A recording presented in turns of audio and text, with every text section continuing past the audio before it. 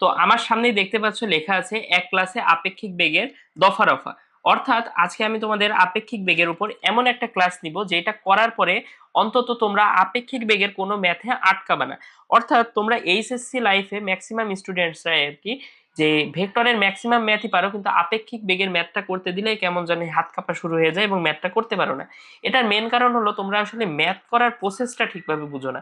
অনেকে আপেক্ষিক বেগের যে মেন কনসেপ্টটা আছে সেটা অনেক ভালোভাবেই বুঝো, কারণ ভাইয়ারা অনেক বড় বড় ক্লাস নেয়, 5-6 ঘন্টার ক্লাস নিয়ে আপেক্ষিক বেগের যে কনসেপ্টটা সেটা তোমাকে বোঝায়। কিন্তু আসলে ম্যাথ করার জন্য কোন কোন প্রসেসগুলো তুমি ভালোভাবে মনে রাখবা সেটা আসলে অনেকেই দেখায় না, বা দেখাইলেও তোমরা ধরতে পারো না। তো আমি আজকে তোমাদের আসলে আপেক্ষিক বেগের ম্যাথ করার জন্য যেই কনসেপ্টগুলা লাগবে বা সূত্রগুলা লাগবে সেই জিনিসগুলা ভালোভাবে দেখাবো, ঠিক আছে?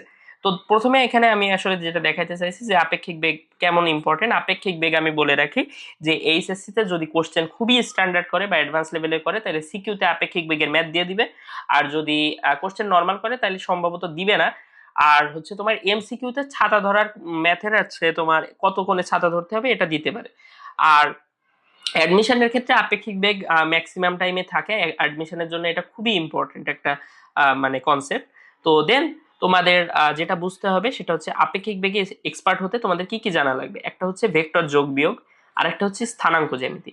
এখন এগুলা কি ভাই, এগুলা হচ্ছে আমি দেখাচ্ছি। দেখো, স্থানাঙ্ক জ্যামিতি বলতে যেটা আমি বুঝাইছি সেটা হচ্ছে তোমরা সরল রেখা চ্যাপ্টারে যেই আসলে অক্ষ সম্পর্কে যে আইডিয়াটা নিছো সেইটাই, কিন্তু এখানে একটা ক্যাচ আছে, সেটা হলো তোমাদের অক্ষের সাথে যেই 4টা দিক আছে উত্তর দক্ষিণ পূর্ব পশ্চিম, এইগুলাকে আসলে কানেক্ট করে নিতে হবে। অর্থাৎ তোমাদের যদি বলে পূর্ব তাইলে তোমরা ধরবা প্লাস এক্স, যদি বলে পশ্চিম তাইলে মাইনাস এক্স, যদি বলে দক্ষিণ তাইলে মাইনাস ওয়াই, যদি বলে উত্তর তাইলে হবে প্লাস ওয়াই। আবার যদি তোমাদের বলে যে উপর এবং নিচ, অর্থাৎ যখন এটা 3D তে কনভার্ট হয়ে যাবে, ত্রিমাত্রিক হয়ে যাবে, সেক্ষেত্রে তোমাদের যদি উপর বলে তাহলে প্লাস জেড এবং নিচ বললে মাইনাস জেড।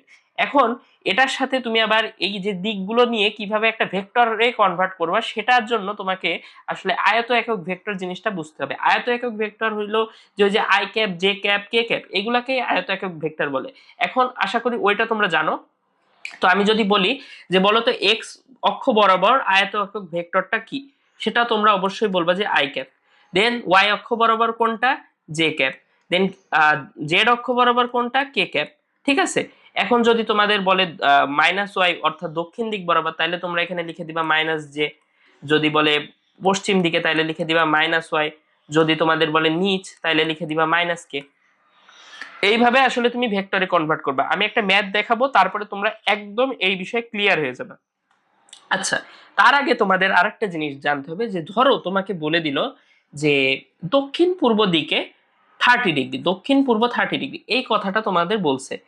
সে এমন বলতে পারে যে একটা লোক 5 মিটার পার সেকেন্ড বেগে দক্ষিণ পূর্ব 30 ডিগ্রি কোণে গেল। তাইলে আসলে লোকটা কোন দিকে গেল এবং কোন অক্ষের সাথে সে কোণ করে গেল, অর্থাৎ এই কোণটা, এই 30 ডিগ্রি কোণটা আসলে কোন অক্ষের সাথে, দক্ষিণের সাথে নাকি পূর্বের সাথে, দক্ষিণ দিক না পূর্ব দিক? এটা হলো দক্ষিণ দিকের সাথে। এটা মনে রাখবা, মুখস্থ করে রাখতে পারো অথবা বুঝে রাখতে পারো।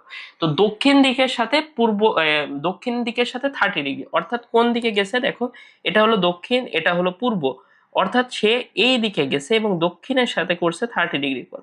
অর্থাৎ এই কোণটা হচ্ছে 30 ডিগ্রি যদি হয়, তাহলে এই যে অ্যাঙ্গেলটা এটা হবে 30 ডিগ্রি। অর্থাৎ দক্ষিণ পূর্ব, দক্ষিণের সাথে 30 ডিগ্রি কোণ করে এই যে পূর্ব দিকে গেছে সে। আচ্ছা, হলো।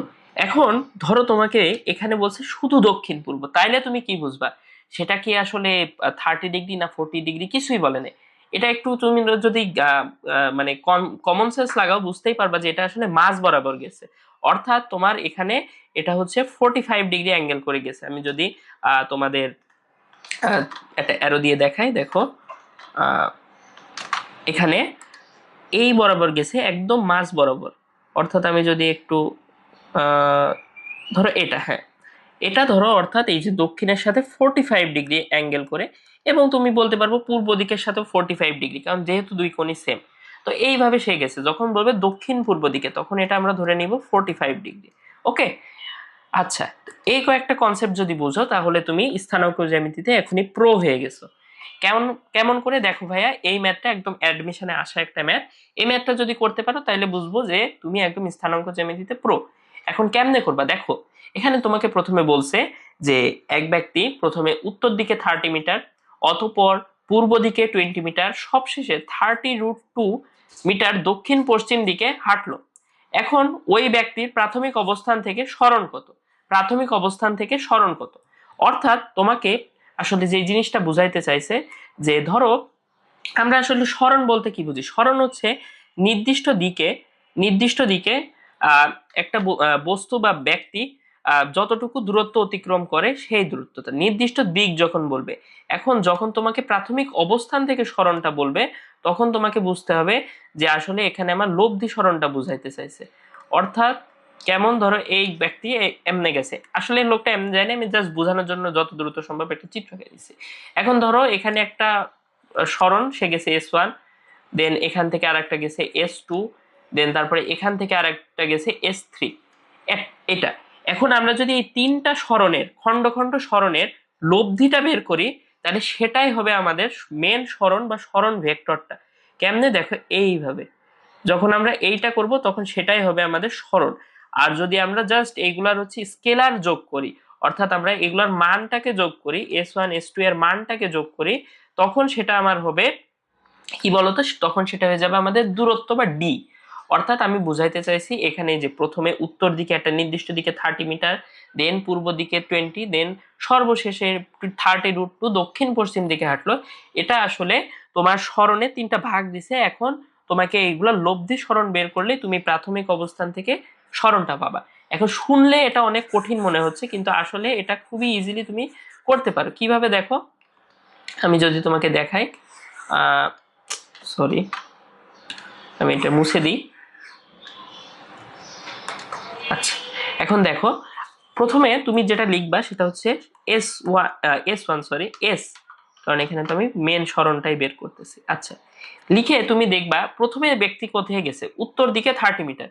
এখন আমি তোমাকে আগেই বলছিলাম ভাইয়া উত্তর মানে কোনটা, প্লাস ওয়াই, প্লাস ওয়াই মানে কি জে ক্যাপ, তাহলে 30 J ক্যাপ। দেন যেহেতু তোমাকে লব্ধি করতে বলছে তুমি যোগ চিহ্ন দিবা। দেন তোমাকে বলছে পূর্ব দিকে 20 মিটার, পূর্ব দিকে 20 মিটার, অর্থাৎ পূর্ব মানে কি প্লাস এক্স, অর্থাৎ আই ক্যাপ, তাহলে 20 I ক্যাপ। এইবারটা তোমার এখানে একটু ভেজাল আছে, কেমন বলছে তোমার 30√2 দক্ষিণ পশ্চিম। এটাকে আসলে তুমি ভেক্টরে কেমনে কনভার্ট করবা, এটা যদি আমি তোমাকে একটু দেখাই, দেখো তুমি এটা কেমনে করবা। ধরো এটা S3 সরণ, খণ্ড সরণ যেটা আর কি, সেটা জন্য তুমি প্রথমে লিখবা এইভাবে। তুমি প্রথমে এই যে মানটা দিছে না কত মিটার গেছে, এটা কিন্তু মান, সেটা তুমি লিখবা যে 30√2, দেন তুমি একটা ব্র্যাকেট দিবা, দেন তুমি এখানে লিখবা কজ। আচ্ছা, এবার তোমাকে আসলে আমি এখানে না দেখিয়ে যদি, বা আমি যদি এখানেই দেখাই, ধরো আমি এখানে একটা তোমার ওই গ্রাফটা আঁকাইলাম। আচ্ছা, এখন দেখো সে গেছে কোন দিকে, দক্ষিণ পশ্চিম দিকে, দক্ষিণ পশ্চিম। এখন এইটা আমি যদি এখানে লিখি একটু ছোট করে, যেটা উত্তর, এটা দক্ষিণ, এটা পূর্ব, এটা পশ্চিম, এটা। এখন সে গেছে হচ্ছে দক্ষিণ পশ্চিম দিকে, অর্থাৎ এই বরাবর গেছে, তাহলে দক্ষিণ পশ্চিম দিকে গেছে। এর সাথে কি কোনো কোণ বলছে না, অর্থাৎ 45 ডিগ্রি, অর্থাৎ মাঝ বরাবর গেছে। আচ্ছা, তাহলে দেখো এই অ্যাঙ্গেলটা আমার 45 হচ্ছে না, সেম ভাবে এই অ্যাঙ্গেলটা আমার 45। এখন তোমার যেটা করতে হবে, এখানে একটা তোমাকে অ্যাঙ্গেলটা বের করতে হবে, সেটা কার সাথে, এই যে পজিটিভ এক্স অ্যাক্সিস, এটা ধরো পজিটিভ এক্স অ্যাক্সিস এর সাথে তোমার এই অ্যাঙ্গেলটা বের করতে হবে। এই অ্যাঙ্গেলটা কত দেখো তো, এটা হচ্ছে 180 ডিগ্রি, আর তার সাথে 45 যোগ করলাম, তাহলে এটা হয়ে গেল 225। এই অ্যাঙ্গেলটা তোমাকে বের করতে হবে, অর্থাৎ সে যেই দিকে গেছে সেটা এক্স অক্ষের সাথে কত কোণ, পজিটিভ এক্স অক্ষের সাথে কত কোণ করে গেছে সেটা তোমাকে বের করতে হবে।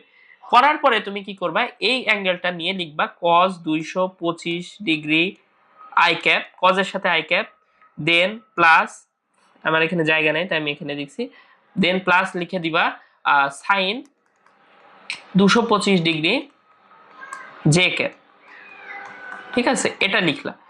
এটা লেখার পরে তোমরা কি করবা দেখো, এটা তো লিখলা, এবার আমি ধরো এখানে ম্যাথ করার জন্য এটা লিখতেছি। আমি যদি পরের পেজে না, আচ্ছা এখানেই ধরো আমি এটাকে একটু সিলেক্ট করে ছোট করে নিই।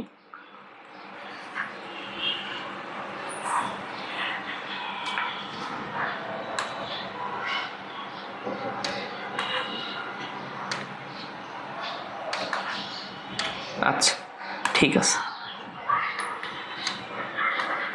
আচ্ছা এবার আমি এই যে S3টাকেই এখানে বসাবো, অর্থাৎ আমি যদি একটু ক্যালকুলেশন করে নিই তাহলে দেখো আমার এখানে ভ্যালুটা আমি পেয়ে যাব, ভেক্টরটা আসলে পেয়ে যাব যে 30√2 ইন্টু কস 225i, এটা আসলে কত হবে দেখো। আমি যদি একটু ক্যালকুলেটারে যাই তাহলে তোমরা আর একটু বুঝতে পারবে যে আমার এখানে লাগছে কত, যে 30√2 আমি লিখবো 30√2 গুণ আমি লিখবো কস 225 ডিগ্রি, সরি আমার এখানে কি হয়ে গেল, এটা 30√2 কস 225, এটা যদি লিখি তাহলে আমার আসে -30, অর্থাৎ আমার এখানে ভ্যালুটা আসছে সিম্পল গুণ দেখো, তাহলে এখানে আমার এটা প্লাস কিন্তু থাকছে না, এটা হয়ে যাচ্ছে -30 i ক্যাপ, কারণ কজের সাথে আই ক্যাপটা ছিল।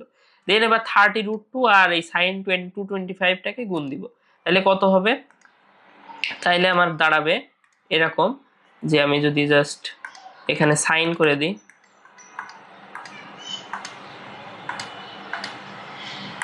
তাহলে আমার আবার আসে -30, দুইটাই সেম আসে, ঠিক আছে।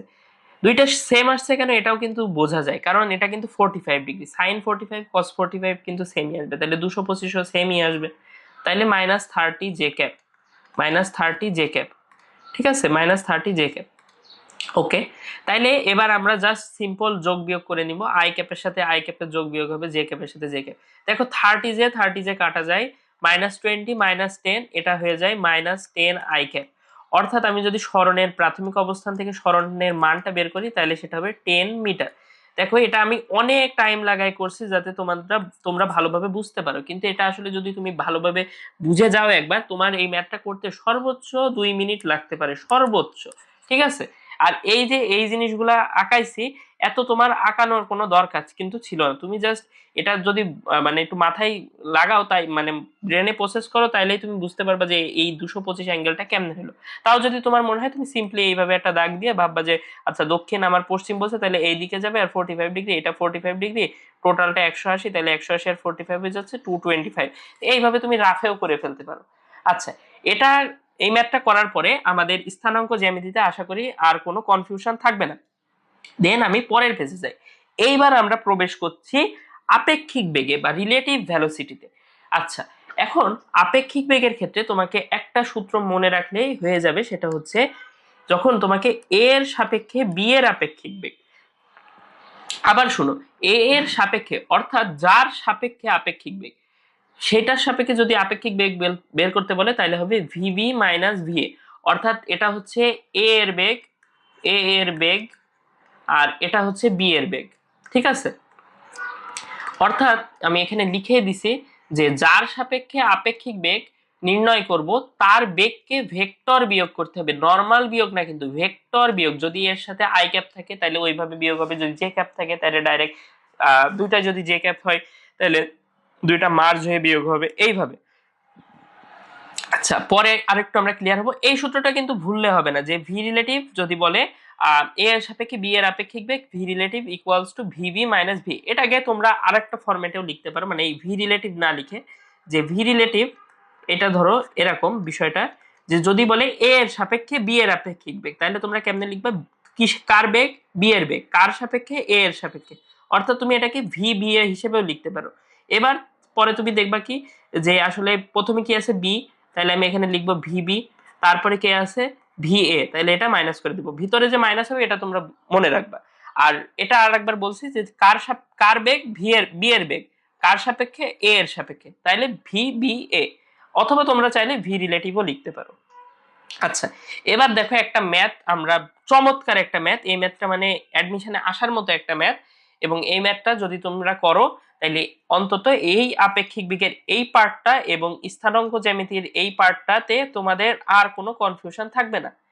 তো ম্যাথটা কি দেখো, তোমাকে বলছে যে একটা কুকুর 7√3 মিটার/সেকেন্ড বেগে একটি খুঁটির দিকে দৌড়ে আসছিল, একজন লোক তা দেখে 7 মিটার/সেকেন্ড বেগে উলম্ব খুঁটিতে উঠতে শুরু করলো, লোকের সাপেক্ষে কুকুরের আপেক্ষিক বেগ। আচ্ছা, তাইলে আমাদের আসলে কি কি ডাটা দেয়া আছে সেইগুলা থেকে আমরা ভেক্টরে আসলে বেগগুলাকে কনভার্ট করতে হবে, তার জন্য আমাদের একটু ভিজুয়ালাইজ করতে হবে, একটু গ্রাফ আঁকাইলেও ভালো হয়। দেখো আমি যদি এক্স অক্ষ আর ওয়াই অক্ষটা আঁকাই, ধরো এটা এক্স অক্ষ, দেন আমার এটা হচ্ছে ওয়াই অক্ষ।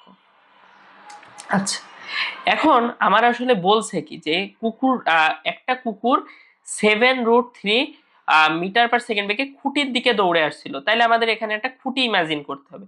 তাহলে খুঁটি তো সবসময় লম্বাই হয় না, আমরা আসলে এখানে একটু সরল মনে চিন্তা করবো, কোনো বাঁকানো খুঁটি দিব না। মানে খুঁটি তো তোমার এরকম বাঁকাও থাকতে পারে, কিন্তু আমরা ওটা করবো না, আমরা খুঁটিটাকে এরকম লম্ব ভাবে কল্পনা করব।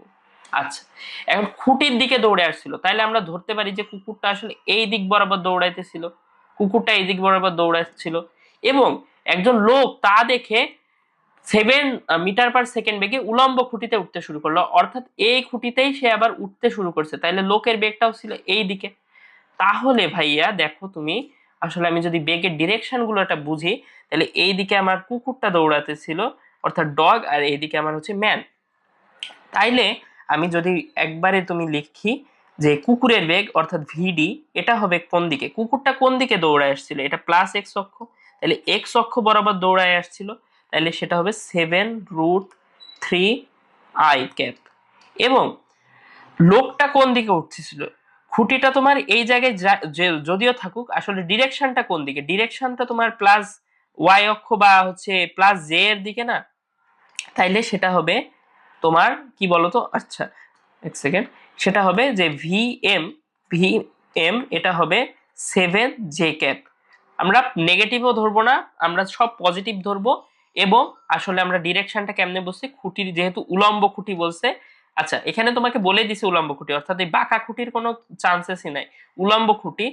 আর কুকুরটা একটা যে কোনো দিকে দৌড়াতে পারতো, আমরা সেটাকে ধরে নিছি এক্স অক্ষের দিকে দৌড়াইছে, এবং খুঁটি যেহেতু উলম্ব অর্থাৎ সেটা ওয়াই অক্ষের দিকেই থাকবে, ওয়াই অক্ষের দিকেই থাকবে, এই জন্য সেটাকে আমরা ধরে রাখছি 7 j মিটার পার সেকেন্ড। ঠিক আছে, এখন এখন একদম 1 সেকেন্ডের একটা ম্যাচ, যে লোকটির সাপেক্ষে কুকুরের আপেক্ষিক বেগ, তাহলে কার আপেক্ষিক বেগ, কুকুরের, কার সাপেক্ষে, লোকের সাপেক্ষে, তাহলে হবে ভিডি মাইনাস ভি এম। অর্থাৎ আমি যদি এখানে লিখি 7√3 i cap minus 7 j cap. এবার তুমি যদি এখান থেকে চাইলে মানটা বের করে নিতে পারো, এখানে মানটা হবে এরকম। আচ্ছা, এখানে যদি আমি এটা একটু ছোট করে নিই,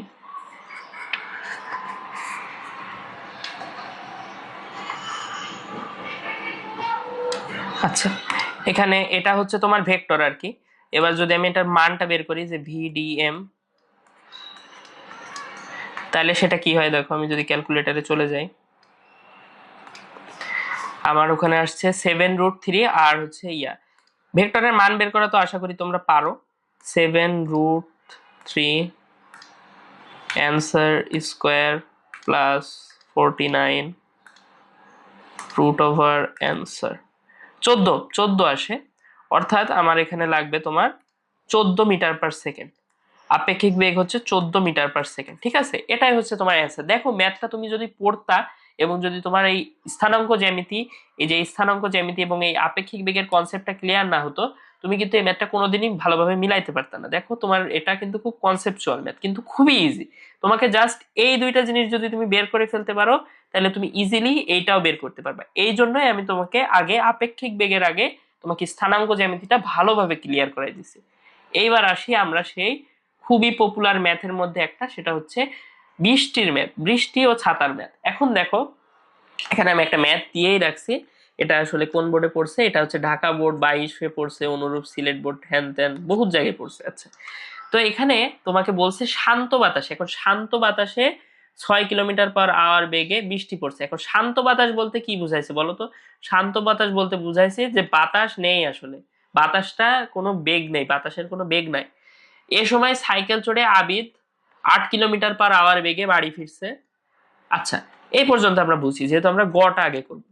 তো বলছে স্থির বাতাসে বৃষ্টির লব্ধি বেগ কত। এখন এখানে লব্ধি বেগটা আসলে ঠিক না, তুমি একটু দেখো, এটা কোশ্চেনে একটু ভুল আছে, তাও আমি এটা দিছি যাতে তোমরা বুঝতে পারো। এখানে আসলে টিচারে চাইছে যে আপেক্ষিক বেগ, রিলেটিভ ভেলোসিটিটাই চাইছে, কিন্তু সে লিখছে একটু ভুল, যে বৃষ্টির লব্ধি বেগ কত। এখন স্থির বাতাসে, স্থির বাতাসে তোমরা একটু ভাবো তো যে বৃষ্টির লব্ধি বেগটা কত হবে, যদি লব্ধি বেগই বের করতে বলে। লব্ধি বেগটা বের করতে বললে তোমার লব্ধি বেগটা হবে তোমার কি বলতো 6 কিলোমিটার/আওয়ারই হবে। কারণ দেখো স্থির বাতাসে, আমরা লব্ধি বেগ আর আপেক্ষিক বেগ বলতে জিনিসটা কি বুঝি, ধরো যে তোমার এই হলো ধরো গ্রাউন্ড, ঠিক আছে, এখন ধরো বৃষ্টি পড়তেছে, এই ধরো বৃষ্টি পড়ে, আমি এটা কপি করে যদি একটু বৃষ্টি দেখাইতে চাই তোমাদের, এটা ধরো নিলাম, ধরো এইভাবে বৃষ্টি পড়তেছে, ঠিক আছে, এইভাবে ধরো বৃষ্টি পড়ছে। তাইলে তুমি এখানে একটু ভাবো তো যে আসলে বৃষ্টি যদি এইভাবেই পড়ে, একদম লম্বভাবেই তো বৃষ্টি পড়ে, তাহলে বৃষ্টির লব্ধি বেগটা কখন হবে, যখন বাতাস থাকবে, ধরো বাতাস এই দিক থেকে ফ্লো করতেছে, এই দিক থেকে বাতাস আসছে, তখন বাতাস একটা বেগে এই বৃষ্টিটাকে একটা ধাক্কা দিবে, অর্থাৎ বৃষ্টির সাথে কন্ট্যাক্টে আসবে বাতাস, তখন দেখা যাচ্ছে বৃষ্টিটা তোমার একটা যে কোনো একটা অ্যাঙ্গেলে এবং একটা লব্ধি বেগে পড়বে, ঠিক আছে, এবং বৃষ্টিটা তখন বাঁকা হয়ে যাবে প্রকৃতপক্ষে যখন বাতাস থাকবে। কিন্তু যদি বাতাসই আমার না থাকে, আমার এখানে তো বলেই দিছে যে ভাই বাতাস নেই, কোনো বাতাস নেই, যে স্থির বাতাসই বৃষ্টির লব্ধি বেগ, তাহলে আমার যেহেতু বাতাসই নাই, তাহলে তো আসলে লব্ধি বেগ বলতে বৃষ্টির যে নর্মাল বেগ সেটাই হবে, kilometre per hour, sorry kilometre per hour দিছে, আচ্ছা, তো সেটাই তো হবে। কিন্তু আসলে আমাদের এখানে চাইছে যে বৃষ্টির আপেক্ষিক বেগ, আপেক্ষিক বেগ বলতে আমরা কিন্তু আসলে বুঝি যে আপেক্ষিক, অর্থাৎ এটা প্রকৃত না, মানে আমরা দেখি যে বৃষ্টি একটা বেঁকা ভাবে পড়তেছে, বৃষ্টি একটা অন্য বেগে পড়তেছে, কিন্তু আসলে বৃষ্টি কিন্তু নর্মাল বেগেই, অর্থাৎ এই 6 কিলোমিটার পার আওয়ার বেগেই পড়বে যদি বাতাস না থাকে এবং আমরা আপেক্ষিক ভাবে দেখি। তো যাই হোক, আমাদের এখানে বের করতে বলছে আপেক্ষিক বেগ, এটা লব্ধি হইলে ভুল হইতো, ঠিক আছে। আচ্ছা, তো এখন আমাদের সিম্পল আমরা এই দিকে যাব না, আমরা এই যে তোমার স্থানাঙ্ক জ্যামিতির জন্য এটা রেখে দিছি, এটা আমরা করবোই না, আমরা সিম্পল হিসেব ধরবো। যে আর একটা জিনিস মনে রাখবা, যে আমি তোমাদের প্রথমে দেখাইছিলাম যে আসলে যদি তোমার উপর নিচ বলে তাহলে তুমি জেড ধরবা বা কে ক্যাপ ধরবা, কিন্তু ম্যাক্সিমাম রাইটারের বই এবং হচ্ছে গাইড বা টেস্ট পেপারেও থাকে কি, যে আসলে বৃষ্টির বেগটাকে ধরে নেয় হচ্ছে জে ক্যাপ হিসেবে বা ওয়াই অক্ষ হিসেবে। এটার কারণ কি, এটার কারণ হচ্ছে এটা ধরলে ম্যাথ করাটা ইজি হয়। তুমি যদি কে ক্যাপ ধরেও করো বা বৃষ্টিটাকে যদি এক্স অক্ষ ধরেও করো, তাতেও কোনো সমস্যা হবে না যদি তুমি অন্যান্য কোঅর্ডিনেট গুলা ভ্যালু গুলা ঠিকভাবে বসাও, কিন্তু জে ক্যাপ ধরলে ইজি হয়। এবং জে ক্যাপ ধরার আর একটা কারণ হচ্ছে, দেখো আমার বৃষ্টির ম্যাপ যখন পড়ে তখন কি ডেটাগুলো দেয়া থাকে, একটা থাকে তোমার হচ্ছে গাড়ির বেগ বা মানুষের বেগ, আরেকটা থাকে তোমার হচ্ছে বৃষ্টির বেগ। এখন বৃষ্টি যদি জেড অক্ষ ধরেও পড়ে বা ওয়াই অক্ষ ধরেও পড়ে, কিন্তু আমার কিন্তু ভেরিয়েবল বা তোমার হচ্ছে যে ম্যাথ করার জন্য যে জিনিসগুলো লাগছে সেটা আছে কয়টা, দুইটা। তো আমার যে কোনো দুইটা অক্ষকে হিসেব করলেই আমি আসলে এটা করতে পারি, অর্থাৎ বৃষ্টিটাকে যদি আমি ওয়াই অক্ষ ধরেও করি তাইলেও কোনো সমস্যা হবে না, বা জেড অক্ষ ধরে করলেও কোনো রকমের সমস্যা হবে না। তবে আমি বলবো যে তোমরা ওয়াই অক্ষ হিসেবেই ধরো, কারণ এটা করলে তোমাদের অ্যান্সার মিলাইতে বা হচ্ছে ম্যাথ করতে ইজি লাগবে, ঠিক আছে। তো এখন দেখো, আমি যদি এক লাইনে এই ম্যাথটা করি, তাহলে আমার চাইছে কি রিলেটিভ ভেলোসিটি, লব্ধি বেগ কিন্তু ওইটা ভুল, রিলেটিভ ভেলোসিটি। আচ্ছা, এখন আমি জানি যে বৃষ্টির লব্ধি বেগ এটা কেমনে হবে, যে আসলে কার সাপেক্ষে, দেখো এটা যখনই তোমার বৃষ্টির আপেক্ষিক বেগ, এটা লব্ধি আমি কেটে দিই, আপেক্ষিক বেগ বলবে সেটা ম্যাক্সিমাম টাইমেই হবে ব্যক্তির সাপেক্ষে, অর্থাৎ বৃষ্টির সাপেক্ষে তোমার কোনোদিন হচ্ছে আপেক্ষিক বেগ বের করতে বলবে না, ব্যক্তির সাপেক্ষে বা গাড়ির সাপেক্ষে। তো সেই হিসেবে হবে কি, যে ভিআর মাইনাস ভিসি, এটা অর্থাৎ গাড়ির সাপেক্ষে, অর্থাৎ এখানে সাইকেলে যাচ্ছিল, সাইকেলের সাপেক্ষেও বলতে পারো। তাইলে সেই হিসেবে আমি যদি ভিআরটা লিখি, ভিআর কত, ভিআর হচ্ছে 6 কিলোমিটার পার আওয়ার। এখন তুমি আমাকে বলো, যেটা আসলে আমি ওয়াই অক্ষ হিসেবেই ধরবো, তবে বৃষ্টিটা কি আসলে আমার প্লাস ওয়াই হবে না মাইনাস ওয়াই হবে? এখানে তুমি যদি একটু কমন সেন্স খাটাও, দেখো বৃষ্টিটা কিন্তু এইভাবে পড়তেছে, নিচের দিকে যাচ্ছে, ওয়াই অক্ষের নিচের দিকে যাচ্ছে, অর্থাৎ এটা হচ্ছে মাইনাস ওয়াই, তাহলে বৃষ্টির বেগটা সর্বদা মাইনাস জে ক্যাপ ধরবা, তাহলে মাইনাস জে ক্যাপ। দেন আমার গাড়ি কি দিকে বা সাইকেল কোন দিকে যাচ্ছে, 8 কিলোমিটার আওয়ার বেগে বাসায় ফিরছে, এখন দিক বলে নেয়, অর্থাৎ আমি এটা এক্স অক্ষ ধরলে কোনো সমস্যা নেই, তাহলে 8 আই ক্যাপ, 8 আই ক্যাপ। এখন তোমরা অনেক গাধা বলাবান যদি বলো যে ভাই আসলে আমি এটা যেহেতু কোনো দিক বলে নাই, তাহলে আমি এটা জে ক্যাপ ধরবো সমস্যা কি, তাহলে তাদের উদ্দেশ্যে আমার একটাই কথা হলো যে তোমরা বইটা বন্ধ রেখে ঘুমায় যাও। কারণ আসলে তুমি কি কোনোদিন দেখছো যে আসলে সাইকেল আকাশে উঠছে? সাইকেল কি কোনোদিন উপর দিকে যাবে? অবশ্যই যাবে না। তো এটা অবভিয়াসলি অনুভূমিক দিক বরাবরই হবে। তো সেই হিসেবে আমি আই ক্যাপটা ইউজ করছি। এবার এখানে আমি যদি ভ্যালুটা বের করতে চাই, এটা কিন্তু আমার আপেক্ষিক বেগের ভেক্টর ফরম্যাট বের হয়ে গেছে অলরেডি, ঠিক আছে। এখন আমি যদি এখানে তোমার ভ্যালুটা বের করতে চাই যে আসলে বৃষ্টির আপেক্ষিক বেগটা কত হবে, তো সেটা হবে এরকম, যে আমি ক্যালকুলেটরটা আবার ইউজ করি। আমার ওখানে আসছে কত, 6 আর 8, তাই তো। 6 স্কোয়ার, আমার মনে হয় এটা হচ্ছে 10 হইতে পারে, 100 হয়ে যাবে দেন 10। হ্যাঁ ঠিক আছে, তাইলে আমার এখানে আসে 10 মিটার পার সেকেন্ড। এটাই হলো বৃষ্টির আপেক্ষিক বেগ, ঠিক আছে। আর স্থির বাতাসে, বাতাস কিন্তু স্থির। আচ্ছা, এবার পরের ঘ নম্বরে আমাদের কি বলছে দেখো, ঘ নম্বরে আমাদের বলছে হঠাৎ আবিদের চলার বিপরীতে 2 কিলোমিটার/আওয়ার বেগে বাতাস প্রবাহিত হতে লাগলো। উভয় ক্ষেত্রে বৃষ্টি থেকে বাঁচাতে আবিদ ছাতা ব্যবহার করলো। ভালো কথা, ছাতা ব্যবহার করছে। বাতাস প্রবাহিত হওয়ার আগে ও পরে একইভাবে ছাতা ধরলে আবিদ বৃষ্টি থেকে রক্ষা পাবে কিনা গাণিতিকভাবে যাচাই করো। আচ্ছা, এখন তোমাকে যদি এইভাবে বলে, তাহলে আমি একটা শর্টকাট তোমাদের লাস্টে দেখাই দিব, যেটা দিলে তুমি যত ব্যাতি আছে বৃষ্টি ছাতা বা বৃষ্টি গাড়ি কাজ, সেটার ক্ষেত্রে তুমি জাস্ট একটা লাইনে যে কোনো অ্যাঙ্গেল বের করে নিতে পারবে, যে কতক্ষণে ছাতা ধরতে হবে বা কতক্ষণে বৃষ্টিটা পড়বে, সবই তুমি জাস্ট ওয়ান লাইনে বের করে ফেলতে পারবে। বাট এখানে আমি এখন এটা দেখাচ্ছি না, এখন আমি তোমাদের বোর্ড এক্সামে তুমি আসলে কিভাবে এটা মানে অ্যান্সার করবা, বোর্ড এক্সামে ওটা ইউজ করা যাবে, তবে আমি একটু ম্যানুয়াল প্রসেসটা আগে দেখাই নিচ্ছি। তো দেখো, এখানে যদি তোমার বলে যে আসলে প্রথম ক্ষেত্রে আমরা বৃষ্টির আপেক্ষিক বেগটা বের করে দিছি, তো আমাদের সেখানে যদি আমি এখানে কোণটা বের করি, যে আসলে আমার কত কোণে ছাতা ধরতে হবে, এই ক্ষেত্রে এই কোণে আমার ছাতা ধরতে হবে theta equals to tan inverse. দেখো, এখানে তোমরা একটা জিনিস মনে রাখবা যে সবসময় এটা হবে যে ভি সি বাই ভি আর, অর্থাৎ বৃষ্টির বেগটা নিচে হবে এবং কোনো চিহ্ন দিবা না, এটা হচ্ছে পজিটিভ হবে সবসময়। তাহলে আমার এখানে যদি আমি এটা বসাই যে ট্যান ইনভার্স কত, আমার হচ্ছে গাড়ির বেগ কত, 8, 8 আর 6, 8/6। এবং এই কোণটা কিসের সাথে বলো তো, উলম্বের সাথে কোণ, উলম্বের সাথে, উলম্বের সাথে। আচ্ছা, তাহলে 8/6, ট্যান ইনভার্স 8/6 এর ভ্যালু আসে তোমার কত দেখো তো, ট্যান ইনভার্স 8/6 53 পয়েন্ট সামথিং আসে, 53.13 আসে। তাইলে এখানে আসে 53.13 ডিগ্রি।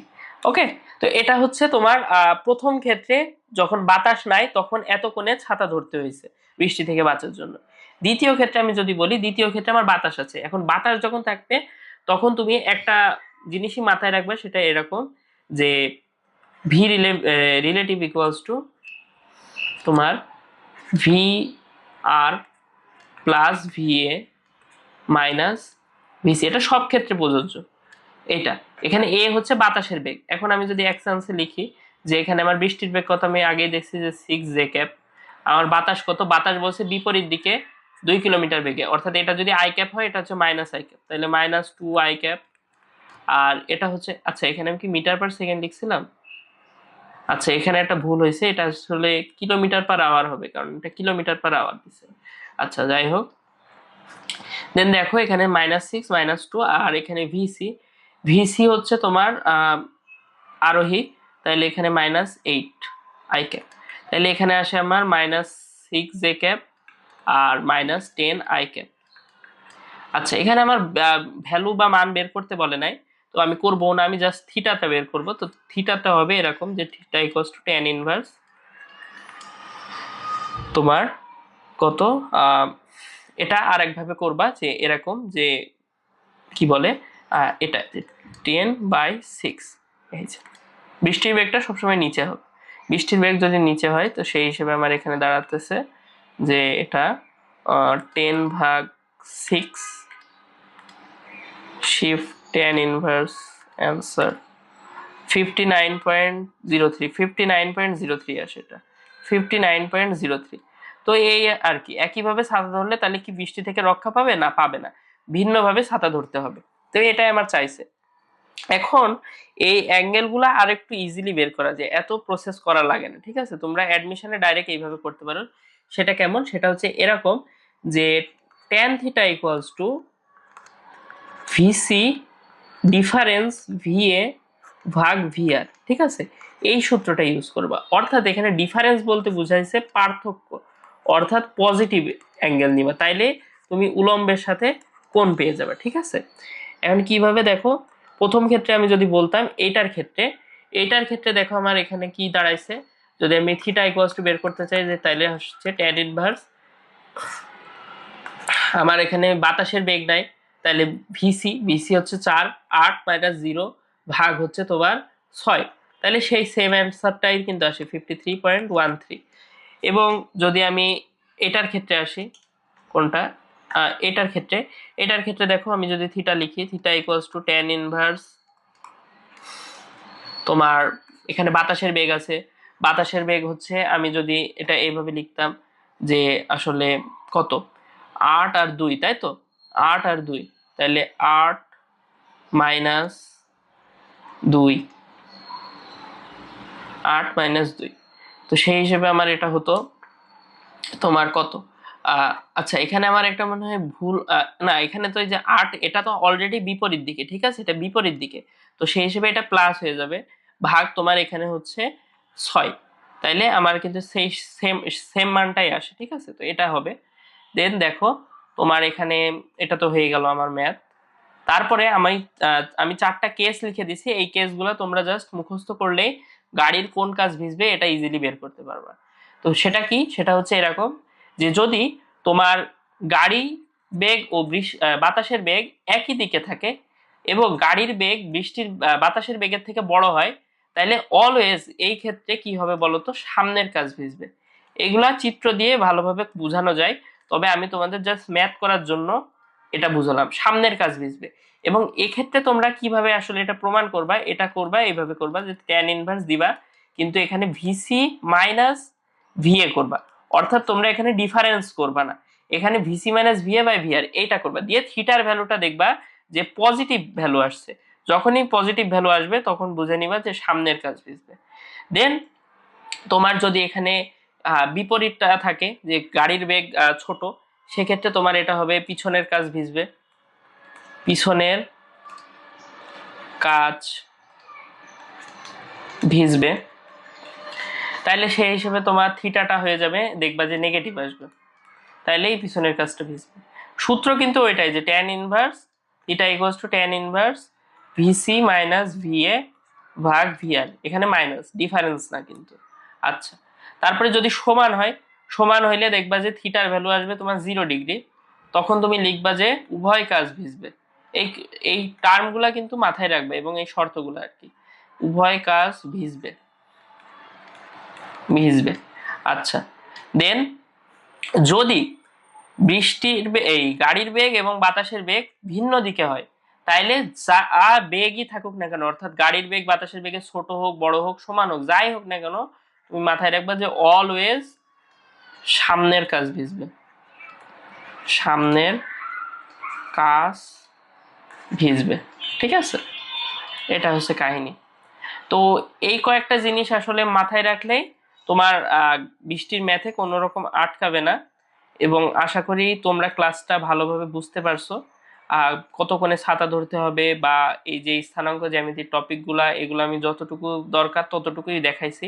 এখন তোমাদের কাজ হবে যে ম্যাথ করা। আমি এখানে কিছু ম্যাথ দেখাই দিছি, মানে ম্যাথ দেখাই দিছি বলতে ম্যাথ লিখে রাখছি, যেমন এটা না, এই যে গাড়ি সম্পর্কিত এই যে ম্যাথগুলা, এই ম্যাথগুলা আসলে এখানে গাড়ির বেগ বৃষ্টির বেগের আসলে কোন কাজ ভিজবে বলতে তোমার এখানে আপেক্ষিক বেগ বের করবা এবং থিটাটা বের করবে, এইগুলা হচ্ছে তোমাদের টাস্ক, এইগুলা হচ্ছে হোমওয়ার্ক। যখনই এই ম্যাথগুলো তুমি করতে পারবা, আমি তোমাদের কন্ডিশন বলে দিছি যে কোন কাজ ভিজবে, এই যে এই আগের কন্ডিশনগুলা লাস্টে মিলাবা, এই থিটা বের করবা, রিলেটিভ ভেলোসিটি বের করবা, এইগুলা কোন মানে কনসেপ্ট দিয়ে করবা, এই যে আমি আগে দেখাই দিলাম তোমার এই যে আবিদের সাইকেল চালানোর এই ম্যাথটা থেকে দেখাই দিছি না, ওই অনুসারে তুমি এইগুলো ইজিলি করে ফেলতে পারবা আশা করি, ঠিক আছে। তো এখানে 4টা ম্যাথ আছে, এই 4টা ম্যাথ ডাটা প্রায় সেমই আছে, কোন কাজ ভিজবে এটা তোমাদের দায়িত্ব বের করা। এই 4টা ম্যাথ তোমরা যদি নিজে নিজে করতে পারো তাহলে তোমাদের কনসেপ্ট একদম টপ নচ হয়ে যাবে। আর যদি মনে করো এই ম্যাথ তোমরা করতে পারতেছো না, তাহলে তোমরা কি করবা, আমার ইউটিউব চ্যানেল বা ফেসবুক পেজে কমেন্টে লিখবা ভাই করতে পারি না, করাই দেন, তাইলে আমি আরেকটা ক্লাসে এই ম্যাথগুলো সব করাই দিব। ঠিক আছে? তো এখানে আরেকটা ম্যাথও আছে, এই যে রুয়েট 4-5 সালের ম্যাথ, রুয়েট 4-5 সালের ম্যাথ, এই ম্যাথটা তোমার করার ট্রাই করবা। এটা হচ্ছে ওই সেম কনসেপ্টেরই ম্যাথ, কিন্তু একটু মানে কনসেপচুয়াল। এবং এখানে দেখবা যে এই যে পিছনের কাজ ভিজে না, এটার আসলে তোমাকে চাইছে গতিবেগ নির্ণয় করো। এটার আসলে তুমি অ্যাবসোলুট কোনো ভ্যালু পাবা না। এটা তুমি জাস্ট এইভাবে যদি লিখে রাখো যে ভিসি যদি একই দিকে যেহেতু রয়েছে, তো ভিসি যদি ছোট হয় ভিএ এর থেকে, তাইলেই হচ্ছে পিছনের কাজ ভিজবে। এটা আমি একটু দেখাই দিলাম। আর সামনের কাজ পিছনের কাজ কখন ভিজে? যখন এই যে 60 কিলোমিটার/আওয়ার, অর্থাৎ ভিসি ইকুয়ালস টু ভিএ যখন হবে, তখনই তোমার এই গাড়ির আহ, উভয় কাজ ভিজবে। ঠিক আছে? তো এই জিনিসটা মাথায় রাখবা, এইভাবে এই ম্যাথটা করবা। এটা আমি তো দেখাই দিলাম। আর বাকি 4টা ম্যাথ আশা করি তোমরা ভালোভাবে বুঝে বুঝে করতে পারবে। আর না পারলে আমার ফেসবুক পেজ এবং হচ্ছে ইউটিউব চ্যানেলে কমেন্ট করে জানাই দিতে পারো। ধন্যবাদ।